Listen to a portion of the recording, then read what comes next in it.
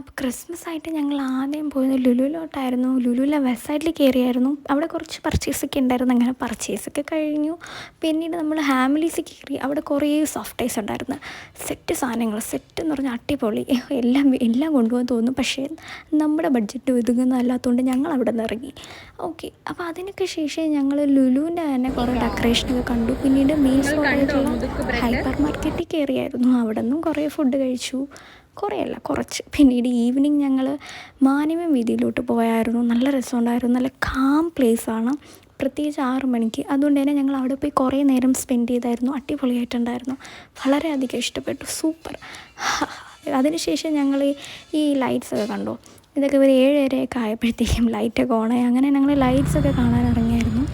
സാധാരണ കൊച്ചുകുട്ടികളെ ഇറങ്ങുന്നത്, പക്ഷേ എങ്കിലും ഞങ്ങൾക്കും ഇതൊരു രസമാ. അങ്ങനെ അതിനൊക്കെ ശേഷം ഞങ്ങൾ ജസ്റ്റ് ഈ വെള്ളമൊക്കെ കുടിക്കാൻ ഇറങ്ങി. പിന്നീട് ഞങ്ങൾ അതിനൊക്കെ ശേഷം